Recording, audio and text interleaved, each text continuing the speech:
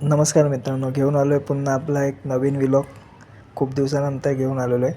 जीवदानी आईच्या मंदिराचा व्लॉग आहे. पायऱ्या बघायला गेल्यात तशा 1200 पायऱ्या आहेत. त्यात चढून तुम्ही वर जाताना तुम्हाला इतकी धाप लागते आणि त्यात मजा पण येते, एक इंटरेस्टिंग वाटतं. पण खूप सारी म्हणजे बोलतात ना, ते आपल्या जे देवीकडे जे मागणं असतं ते पूर्ण झाल्याचे आनंद एक वेगळाच असतो. तर जाताना जसे देवळात जातानाच खूप सारे कैरी, काकडीचे असे दुकानं पण तुम्हाला भेटतील. स्टॉल आहे तिथे खूप सारे, जसे की परडी वगैरे फुलांची, ती घेऊन तुम्ही देवीसाठी अर्पण करू शकता. असेच मी आणि माझा मित्र आम्ही दोघंही निघालो होतो दर्शनाला. मंदिरात जसे पोचलो तसं एकदम प्रसन्न असं वाटलं.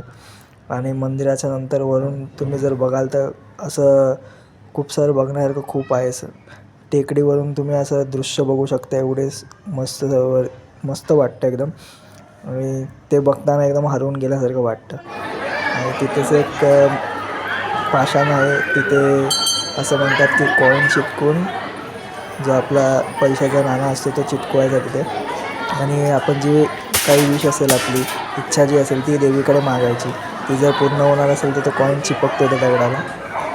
आम्ही पण ट्राय केलं, पण माझा काय कॉईन चिपकला नाही.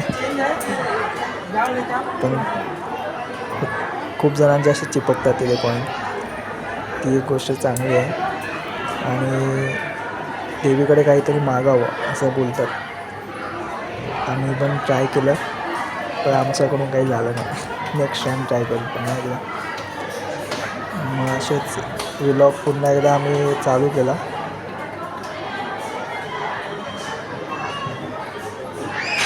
तिथे मंदिरही आहेत. एक कालभैरवचं आहे आणि एक मातेचं मंदिर आहे. ते तुम्ही नक्की बघा.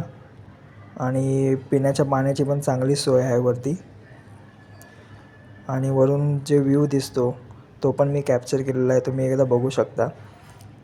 खदानी पण आहे तिथे आणि एक मैदान आहे, ते पण तुम्ही वरून पूर्णपणे बघू शकता. खूप मस्त वाटतं, बघण्यासारखं आहे. नक्की तुम्ही विजिट करा. फॅमिलीसोबत पण जाऊ शकता, मित्रांसोबत पण जाऊ शकता.